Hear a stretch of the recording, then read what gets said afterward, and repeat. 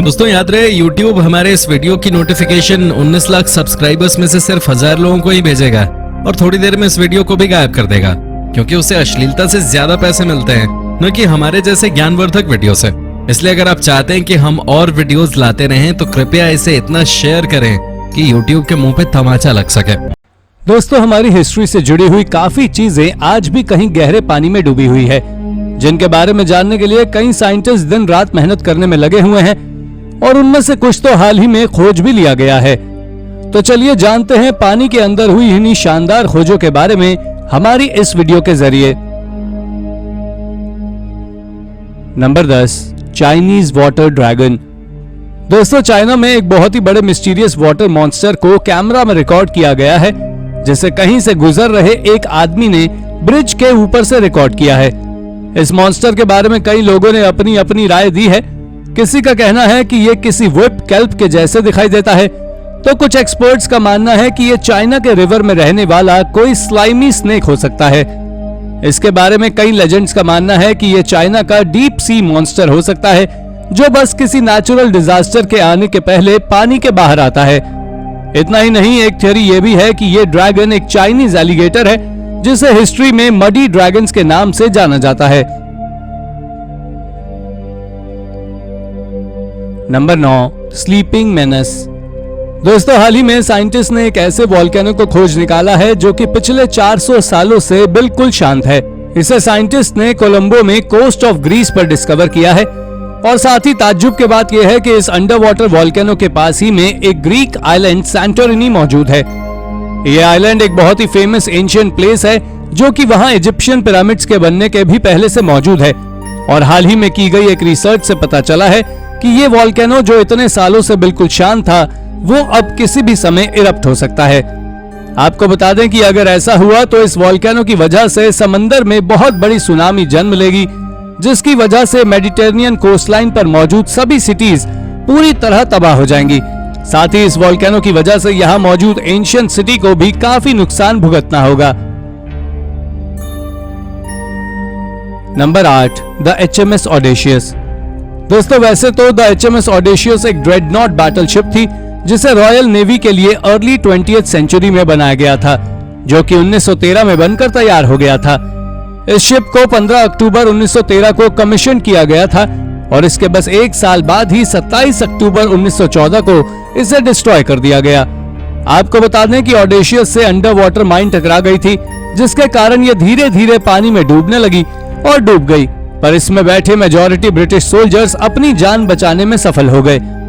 इस शिप के डूबने की वजह से बस एक ही ऑफिसर की जान गई थी और अभी हाल ही में इस शिप के रैकेज को हिस्ट्री टीवी चैनल वालों ने दिखाया है। उन्होंने बताया है कि ये रैकेज पानी की सतह से 223 फीट नीचे है, जो कि नॉर्थ अटलांटिक ओशन में मौजूद टोरी आइलैंड से 17 मील की दूरी पर मौजूद है।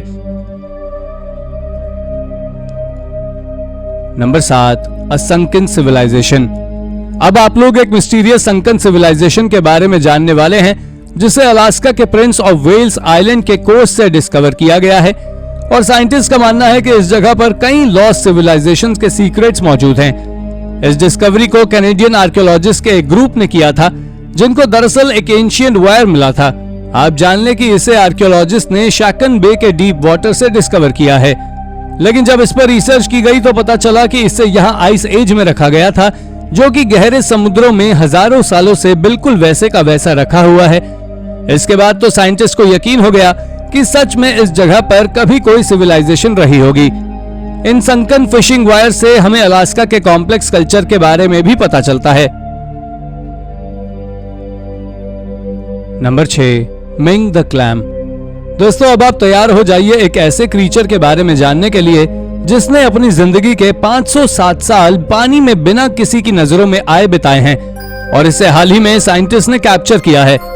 आपको बता दें कि इस मिस्टीरियस एनिमल का नाम मिंग द क्लैम है, जिसे 2006 में कोस्ट ऑफ आइसलैंड में डिस्कवर किया गया था। लेकिन दोस्तों, इस एनिमल के मरने की कहानी काफी इंटरेस्टिंग है। जब बैंगलोर यूनिवर्सिटी के रिसर्चर्स ने करीबन 200 ओशियन मॉलस्क को कलेक्ट किया और इन्हें पकड़ने के कुछ ही देर बाद मार दिया गया, क्योंकि इन्हें रिसर्च के लिए लैबोरेटरी लाना था। जब इन्हें यूनिवर्सिटी लाया गया तो पता चला कि साइंटिस्ट ने अपने हाथों दुनिया का सबसे पुराने एनिमल का मर्डर कर दिया है। आपको जानकर शायद हैरानी होगी कि इन मॉलस्क की उम्र काफी लंबी होती है और कई तो 100 सालों से भी ज्यादा पुराने होते हैं।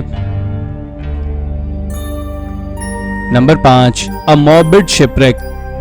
चलिए अब बढ़ते हैं हमारी नेक्स्ट डिस्कवरी की ओर, जो है एक एंशिएंट शिपरेक जिसे हाल ही में इंग्लिश चैनल के कोस्ट ऑफ डॉर्सेट से डिस्कवर किया गया है। इस शिपरेक से आर्कियोलॉजिस्ट को मार्बल स्टोन्स का एक कलेक्शन मिला है जिसमें कई मिडिवल क्रॉसेस और मॉर्बिड कार्गो शामिल है।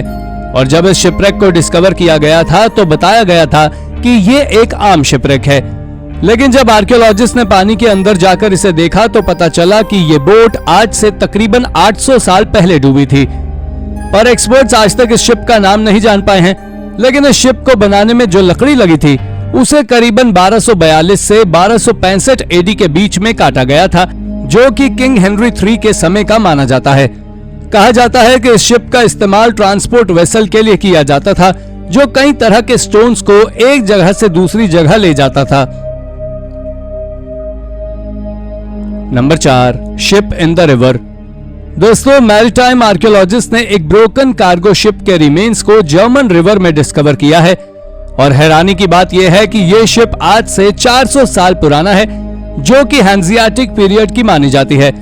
इस समय पर यूरोपियन ट्रैवल गिल्ड सारे ट्रैवल रूट्स पर रूल करते थे और उस समय काफी शिप्स का इस्तेमाल इस रीजन से गुड्स को बाहर ले जाने के लिए और दूसरी जगहों से गुड्स को वापस इस रीजन में लाने के लिए करते थे। लेकिन साइंटिस्ट आज भी इस शिप के डूबने की असली वजह के बारे में नहीं जान पाए हैं। शायद ही आपको मालूम हो कि उस समय पर डूबी हुई काफी शिप्स पूरी तरह पानी में समा चुकी हैं, लेकिन इस शिप के बारे में कहा जाता है कि जब यह शिप डूबी होगी तो ये तुरंत ही रिवर की मड में दब गई थी। शायद इसी वजह से ये बोट इतनी अच्छी तरह से प्रिजर्व मिली है।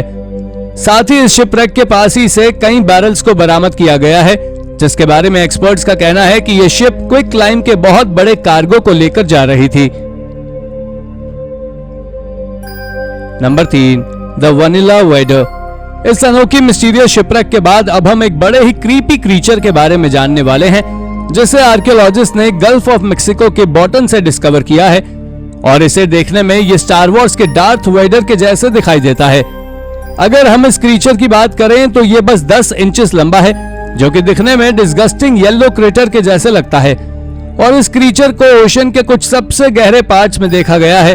लेकिन जब इसकी गहराई से इंस्पेक्शन हुई तो पता चला कि इसकी कुछ सिमिलैरिटी स्टार वॉर्स के डार्थ वेडर के हेलमेट से मिलती है। साथ ही साइंटिस्ट ने इसका नाम वनीला वेडर बताया है, जो कि इसकी पेल मिल्की एक्सटीरियर की वजह से पड़ा है और ये सी लेवल से करीबन 2000 से 2600 फीट ऊंचे रहते हैं।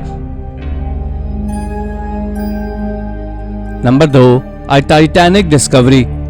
टाइटैनिक एक ऐसा जहाज था जो कभी ना डूबने के लिए तैयार किया गया था, जिसका वजन 52,000 टन था। यह करीब 882 फीट लंबा जहाज था और सबसे चौड़े पॉइंट पे ये 92.5 फीट चौड़ा था। आपको बता दें कि इसे कुछ इस तरह से बनाया गया था कि ये कभी भी ना डूबे।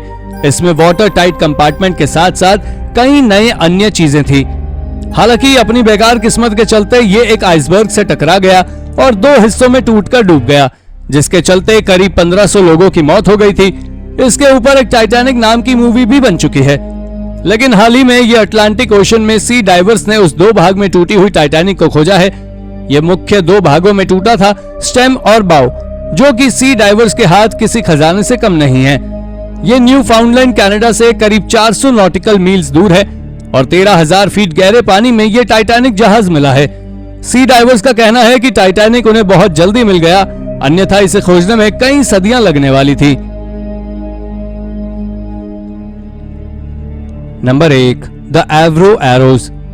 द एवरो CF-105, जिसे कि कनेडियन एयर इंडस्ट्री ने 1950s में कोल्ड वॉर के समय अपनी इंजीनियरिंग दिखाने के लिए बनाया था।